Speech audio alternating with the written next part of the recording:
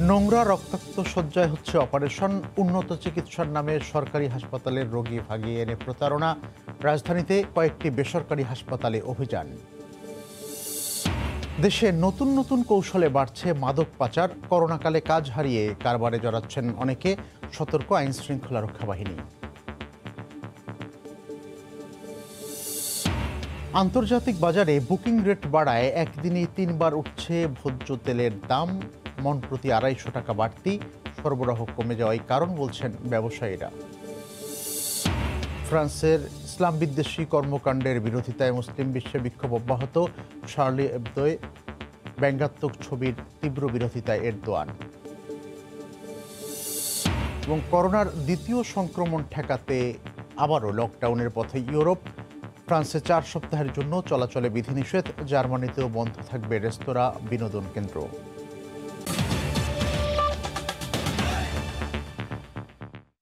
সময় সংবাদে সঙ্গে আছি আমি মিজানুর রহমান কবির।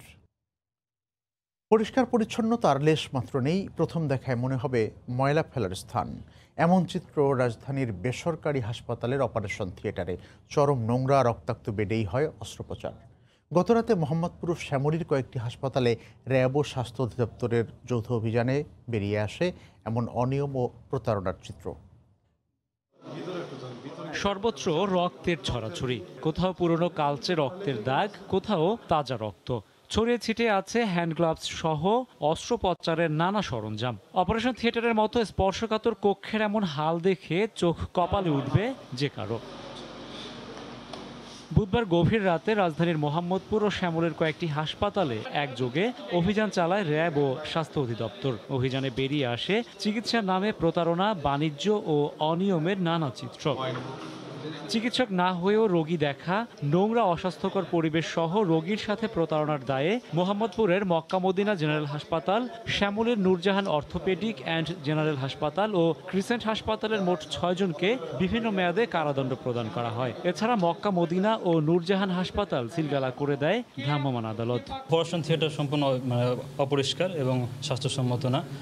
ওনার যে আপনারা দেখতে পাচ্ছেন যে ওনার রক্ত লেগে আছে ওটি টেবিলে, ওনার ইয়াতে, এগুলো অ্যাকসেপ্টেবল না। যে বেডে আপনার অপারেশন করা হয় সে কিন্তু রক্তের ছোপ এবং সেখানে কিন্তু চরম অপরিষ্কার, অপরিচ্ছন্ন। অর্থাৎ এই ধরনের বেডে যদি রুগীদেরকে অপারেশন করা হয় এবং সেখানে কিন্তু নানান ধরনের ইনফেকশন হওয়ার সমূহ সম্ভাবনা থেকে যায়। আমরা চাই না এই ধরনের হসপিটাল থেকে মানুষের জীবন, অর্থ এবং স্বাস্থ্য নিয়ে কেউ খেলা করুক। অভিযানের পর হাসপাতালগুলোতে ভর্তি রোগীদের অন্যত্র সরিয়ে নেওয়া হয়। আমরা তো পঙ্গুতে ভর্তি করছিল, পঙ্গুর থেকে এখানে দালালে নিয়ে আসছে। একটা হসপিটাল হলে ম্যাক্সিমাম একটা ল্যাব থাকবে।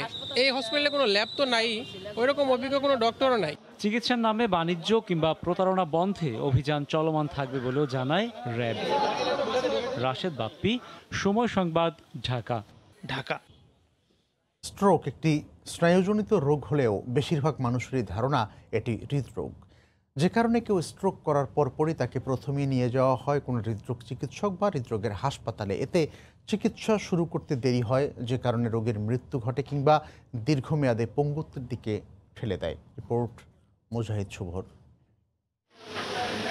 ৬৫ বছর বয়সী স্ট্রোকের রোগী হাবিবুর রহমানকে নোয়াখালীর একটি প্রাইভেট ক্লিনিক থেকে পাঠানো হয়েছে ঢাকার ন্যাশনাল হার্ট ফাউন্ডেশনে। সেখান থেকে ঘুরে অতঃপর তিনি এলেন ঢাকা মেডিকেলের নিউরোসার্জারি বিভাগে।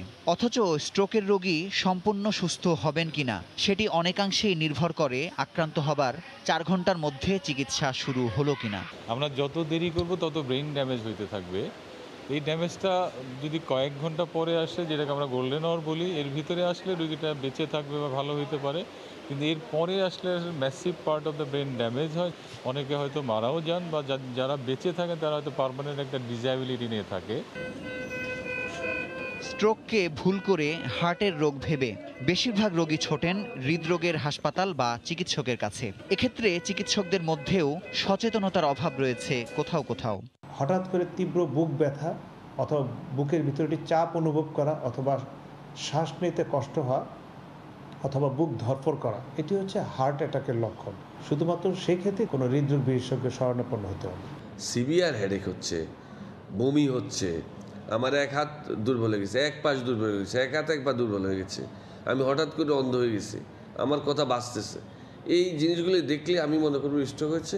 এদিকে নিউরো সায়েন্স হাসপাতালের মতো ঢাকা মেডিকেলের নিউরো সার্জারি বিভাগে ক্যাথ ল্যাব চালু হওয়ায় স্ট্রোকের রোগীর সর্বাধুনিক চিকিৎসার সুযোগ সৃষ্টি হয়েছে। অনেক রোগী এখানে আছে, পুরো ডিপার্টমেন্টে ছড়িয়ে ছিটিয়ে আছে, কিন্তু একটা স্ট্রোক ইউনিট হলে সবাই ট্রেনড আপ হয়ে যাব, ইউজ টু হয়ে যাব রোগীর ট্রিটমেন্ট করাতে। বিশ্বব্যাপী পঙ্গুত্ব বা শারীরিক অক্ষমতার প্রধান কারণ স্ট্রোক। তাই কারো মুখের কথা বন্ধ হলে, মুখ বেঁকে গেলে, শরীরের কোনো অংশ অবশ বা শারীরিকভাবে ভারসাম্যহীন হলে আক্রান্ত হবার প্রথম 4 ঘন্টার মধ্যেই নিকটতম হাসপাতালের নিউরো বিভাগে নিয়ে আসার আহ্বান বিশেষজ্ঞদের। মুজাহিদ শুভ, সময় সংবাদ, ঢাকা। ফরাসি প্রেসিডেন্ট ইমানুয়েল ম্যাক্রোর ইসলাম বিদ্বেষী কর্মকাণ্ডের বিরোধিতায় বিক্ষোভ অব্যাহত রয়েছে মুসলিম বিশ্বে। বুধবারও ইরান, ইরাক, তুরস্ক, ফিলিস্তিন, পাকিস্তান সহ বেশ কয়েকটি দেশে ব্যাপক বিক্ষোভ হয়েছে। প্রেসিডেন্ট ম্যাক্রোর ছবি পুড়িয়ে ক্ষোভ প্রকাশের পাশাপাশি সবাইকে ফরাসি পণ্য বয়কটের আহ্বান জানানো হয় বিক্ষোভ থেকে। এদিকে ফরাসি রম্য ম্যাগাজিন শার্লি এবদোয় নিজের ব্যঙ্গাত্মক ছবি ছাপানোর তীব্র সমালোচনা করেছেন তুর্কি প্রেসিডেন্ট রিসেপ তাইপ এরদোয়ান। তিনি বলেন, এর মাধ্যমে ফ্রান্স বিদ্বেষ ছড়াচ্ছে, যা দু দেশের মধ্যে উত্তেজনা আরও বাড়িয়ে দিচ্ছে।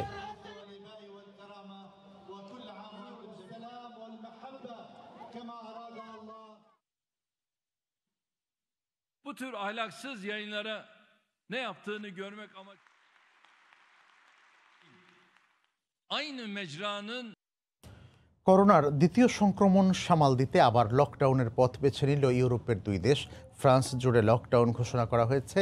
জার্মানিতেও লকডাউনের আওতায় 2রা নভেম্বর থেকে বন্ধ থাকবে রেস্তোরাঁ, পানশালা সহ সব ধরনের বিনোদন কেন্দ্র। সংক্রমণ বৃদ্ধি আর লকডাউনের ঘোষণায় গভীর উদ্বেগ দেখা দিয়েছে প্রবাসী বাংলাদেশিদের মধ্যে। বার্লিন থেকে রিপোর্ট বিটু বড়ুয়ার। কোভিড-19-এর ঊর্ধ্বমুখী সংক্রমণের কারণে লকডাউনের সিদ্ধান্ত নিয়েছে জার্মানি। বুধবার জার্মান চ্যান্সেলর আঙ্গেলা ম্যার্কেল জানান, স্কুল ও কিন্ডারগার্টেনগুলো খোলা থাকলেও 2রা নভেম্বর থেকে লকডাউনের কারণে বন্ধ থাকবে রেস্টুরেন্ট, পানশালা, ক্লাব, ডিস্কো, শরীর চর্চা কেন্দ্র, থিয়েটার, সিনেমা হল ও অন্যান্য বিনোদন কেন্দ্রগুলো। পর্যটকদের আনাগোনা হয় এমন সব সড়কে বাধ্যতামূলক করা হয়েছে মাস্ক পরাও। এদিকে দেশটিতে প্রায় প্রতিদিনই করোনায় আক্রান্ত হচ্ছেন 14 থেকে 15 হাজার মানুষ। শুধুমাত্র বুধবারই জার্মানি জুড়ে মারা গেছেন 85 জন মানুষ। বেড়েছে হাসপাতালে ভিড়। তবুও নতুন করে লকডাউনের বিরোধিতা করছেন জার্মানির সাধারণ নাগরিকরা। আমরা এখনো চলতি বছরের প্রথম দফার ক্ষতি কাটিয়ে উঠতে পারিনি। তাই আমি মনে করি রাস্তায় বা সবখানে নিয়ম মেনে চললে, মাস্ক ও দূরত্ব বজায় রাখলে লকডাউনের প্রয়োজন পড়বে না। এদিকে দ্বিতীয় ধাপের সংক্রমণে সাম্প্রতিক সময়ে জার্মানির বিভিন্ন প্রদেশে প্রবাসী কয়েকজন বাংলাদেশের মৃত্যু হয়েছে। সব মিলিয়ে ভয়াবহ অর্থনৈতিক সংকটে পড়ার আতঙ্কে দিন কাটছে প্রবাসীদের। দ্বিতীয় পর্যায়ে যদি এই করোনাটা যেভাবে আসছে, যা শোনা যাচ্ছে, এটা কিন্তু ভয়াবহ আকারে হতে পারে এবং এর ফলে যারা বিশেষ করে শ্রমজীবী বাংলাদেশি যারা রয়েছে প্রবাসী, তাদের উপর কিন্তু এর একটা বিশাল প্রভাব পড়বে।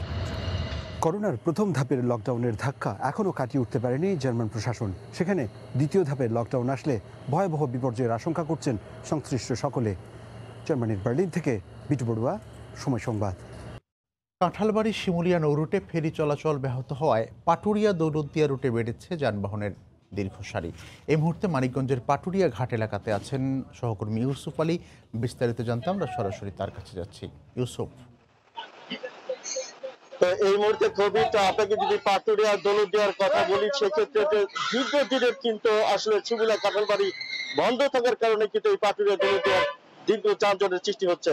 সেক্ষেত্রে আজকে এই মুহূর্তের কথা যদি বলি, আসলে পাটুরিয়া ঘাট থেকে দীর্ঘ 3 কিলোমিটার পর্যন্ত কিন্তু যানজট রয়েছে। অর্থাৎ ঘাট কর্তৃপক্ষ যারা রয়েছে তারা কিন্তু আসলে ঘাটকে সচল রাখার জন্য 7 কিলোমিটার দূরে, অর্থাৎ পাটুরিয়া ঘাট থেকে 7 কিলোমিটার দূরে উতলি সন্দেক মোড়ে ঢাকার যে মহাসড়ক, সেখানে কিন্তু কমপক্ষে 4 কিলোমিটার পর্যন্ত এই পণ্যবাহী ট্রাকের সারি রয়েছে। অর্থাৎ শিবালয় থানা কর্তৃপক্ষ সেই পণ্যবাহী ট্রাককে কিন্তু সারিবদ্ধ করে রাখছে। সারিবদ্ধ করে রাখতে গিয়ে কিন্তু মোড় এলাকা থেকে দুপাশে 2 কিলোমিটার পর্যন্ত বিভিন্ন সময় যানজটের সৃষ্টি হয়েছে।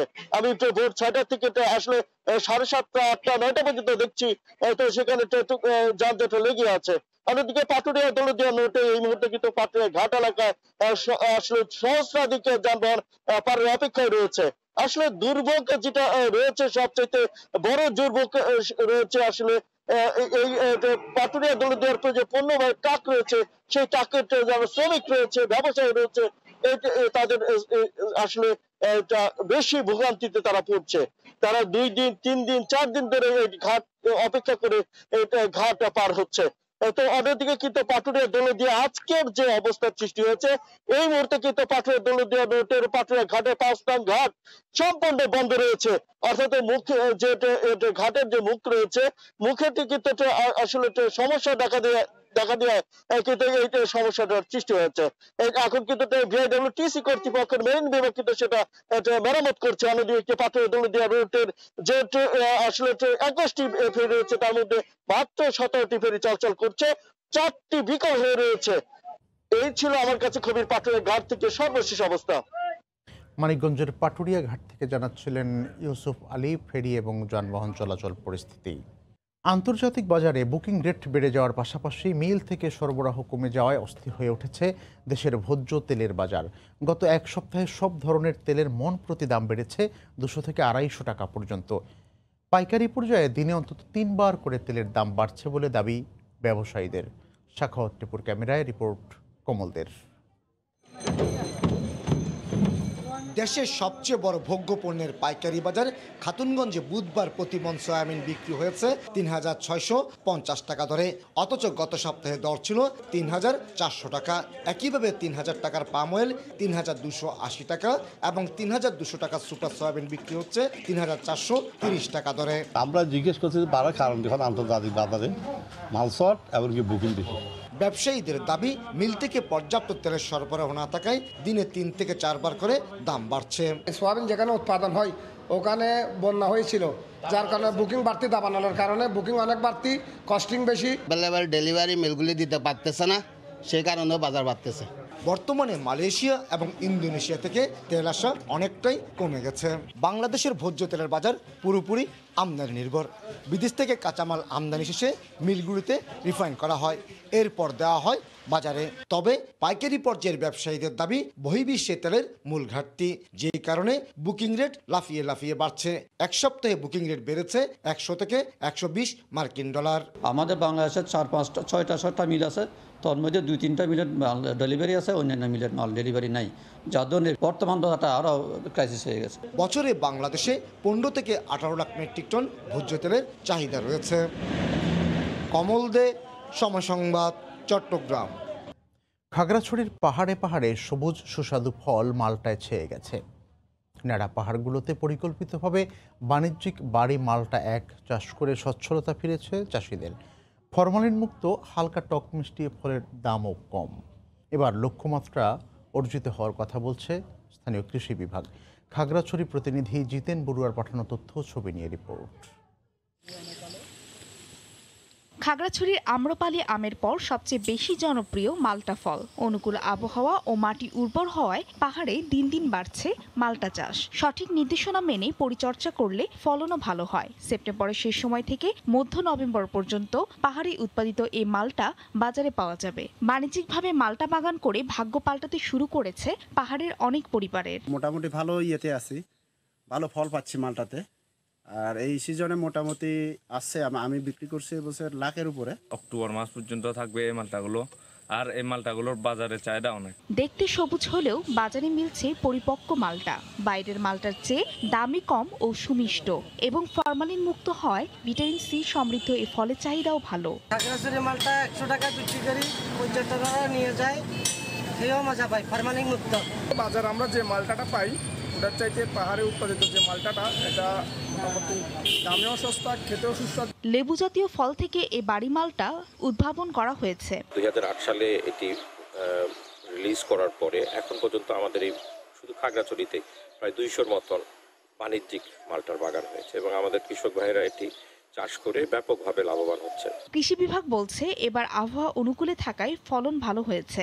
আমরা চাষিদেরকে বোরন 10টা এবং পটাশ সার ব্যবহারের জন্য আমরা উদ্বুদ্ধ করছি এবং কৃষকরা এবছর সঠিক মাত্রায় সুষম মাত্রায় সার ব্যবহার করছে আর কি। জেলায় 423 হেক্টর জমিতে এবার মালটা উৎপাদন হয়েছে 3000 মেট্রিক টনের বেশি। সময় সংবাদ, খাগড়াছড়ি। নওগাঁয় উঠতে শুরু করেছে শীতকালীন শাকসবজি। পর্যাপ্ত সরবরাহ থাকলেও দাম কিছুটা বেশি বলে অভিযোগ করেছেন ক্রেতারা। সকাল থেকে ক্রেতা বিক্রেতাদের হাংডাকে মুখর বদলগাছি উপজেলার ভান্ডারপুর সবজির পাইকারি হাট। জেলার বিভিন্ন এলাকায় উৎপাদিত টাটকা শাকসবজি নিয়ে হাটে আসেন চাষিরা।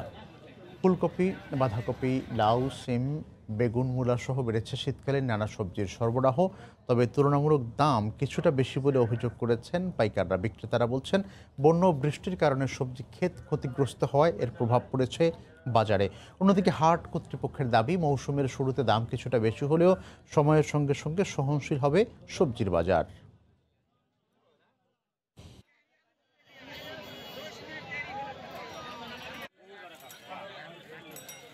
গত সপ্তাহে বিক্রি হচ্ছিল 15 থেকে 20 টাকা, আজকে 20 থেকে 25 টাকা দরে লাউ বিক্রি হচ্ছে। ফুলকপি গত সপ্তাহে চাইতে প্রতি পিসে 10 টাকা 5 টাকা বেশি বিক্রি হচ্ছে। কদু, কচুর বই, কপি এমনই হারে দাম বাড়তি, আমাদের কিনে কোনো রকম পড়তা হচ্ছে না, পোষাচ্ছে না, আমরা কিনতে পারতেছি না।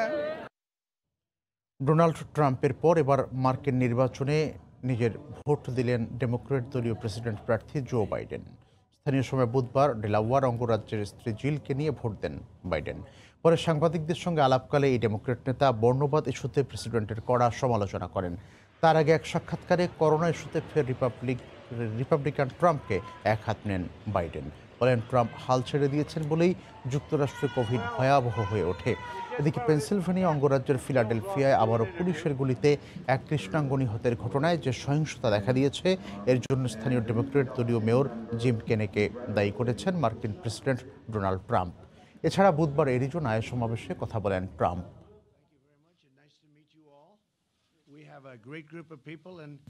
Well, I'm going to see you in Arizona. Thank you very much, everybody. Thank you. My last stop also in your great state, it had a different problem. The sun was hot. I've never seen wind like that. It's lucky I don't need teleprompters like Sleepy Joe, because the teleprompters were falling down. They were going all over the place. I was getting a headache. I'm trying to look, but I have a good memory. I remember things. যুক্তরাষ্ট্রে জনগণের সংখ্যাগরিষ্ঠতা পেলেই president নির্বাচিত হওয়া যায় না, নির্ভর করতে হয় 538টি ইলেকটোরাল বা নির্বাচক ভোটের উপর। সেখানেই জয় পরাজয়ের হিসেব হয়। পাশাপাশি মার্কিন সিনেট ও প্রতিনিধি পরিষদীয় নির্বাচনও বেশ গুরুত্বপূর্ণ এবার। যুক্তরাষ্ট্রের ক্যালিফোর্নিয়া থেকে রিপোর্ট লস্কর আল মামুনের। যুক্তরাষ্ট্রে জনগণের সর্বাধিক ভোট পেলে প্রেসিডেন্ট নির্বাচিত হওয়ার নিশ্চয়তা নেই। মোট 538টি ইলেকটোরাল কলেজ ভোটের মধ্যে জিততে হলে প্রয়োজন ন্যূনতম 270টি ইলেকটোরাল ভোট। একটি অঙ্গরাজ্যে সবচেয়ে বেশি জনপ্রিয় ভোট যিনি পাবেন সে রাজ্যের নির্ধারিত সব ইলেকটোরাল ভোট তার খাতায় জমা হবে। এ কারণে জনগণের মোট ভোটের হিসেবে এগিয়ে থেকেও কোনো প্রার্থী পর্যাপ্ত ইলেকটোরাল ভোট পেতে ব্যর্থ হলে প্রেসিডেন্ট নির্বাচিত হবেন না। এদিকে প্রেসিডেন্ট নির্বাচনের ডামাডোলে মার্কিন সিনেট ও প্রতিনিধি পরিষদের নির্বাচনের বিষয়টি অনেকটাই চাপা পড়ে যাচ্ছে। প্রেসিডেন্ট যিনিই হন না কেন তার দল প্রতিনিধি পরিষদ ও সিনেটে সংখ্যাগরিষ্ঠ না হলে তিনি অনেক কিছুই করতে পারবেন না। মার্কিন কংগ্রেসের নিম্নকক্ষে প্রতিনিধি পরিষদ 435 ও উচ্চকক্ষে সিনেটে 100 আসন রয়েছে। এবছর প্রতিনিধি পরিষদের 435টির সবগুলো আসনে এবং সিনেটের 35টি আসনে নির্বাচন হচ্ছে। এবার যে সিনেট আসনগুলোর নির্বাচন হচ্ছে তার মধ্যে 23টিতেই রয়েছেন রিপাবলিকান সিনেটর আর 12টিতে রয়েছেন ডেমোক্র্যাটরা। সিনেটের ভোটে ডেমোক্র্যাটদের আসার সম্ভাবনা প্রবল। বর্তমানে সিনেটে রিপাবলিকানদের 53 আর ডেমোক্র্যাটদের আসন 47টি। ফলে রিপাবলিকানদের লক্ষ্য সিনেটের সংখ্যাগরিষ্ঠতা ধরে রাখা, আর ডেমোক্র্যাটরা চাইছেন নতুন করে সংখ্যাগরিষ্ঠতা অর্জন করতে। অবশ্য বাইডেন প্রেসিডেন্ট হলে 3টি রিপাবলিকান আসনে জয় পেলেই ভাইস প্রেসিডেন্টের ট্রাইবেকার ক্ষমতার বদৌলতে সংখ্যাগরিষ্ঠতা পেয়ে যাবে ডেমোক্র্যাটরা। অন্যদিকে রিপাবলিকানদের কোনো আসন হারালে চলবে না। অঙ্গরাজ্য ক্যালিফোর্নিয়ার ইলেকট্রাল কলেজ সংখ্যা 55টি। যিনি এই রাজ্য জয় করবেন তিনিই সবকটি ইলেকট্রাল কলেজ ভোট পাবেন। যুক্তরাষ্ট্রের প্রেসিডেন্ট হতে হলে জয় করতে হবে রাজ্য, জয় করতে হবে electoral college vote. Laskar Al Mamun, সময় সংবাদ, হলিউড, যুক্তরাষ্ট্র। এ পর্যায়ে শীর্ষ সংবাদ জানিয়ে দিচ্ছি আরেকবার। নোংরা রক্তাক্ত শয্যায় হচ্ছে অপারেশন, উন্নত চিকিৎসার নামে সরকারি হাসপাতালের রোগী ভাগিয়ে এনে প্রতারণা। রাজধানীতে কয়েকটি বেসরকারি হাসপাতালে অভিযান। দেশে নতুন নতুন কৌশলে বাড়ছে মাদক পাচার। করোনাকালে কাজ হারিয়ে কারবারে জড়াচ্ছেন অনেকে, সতর্ক আইন শৃঙ্খলা বাহিনী।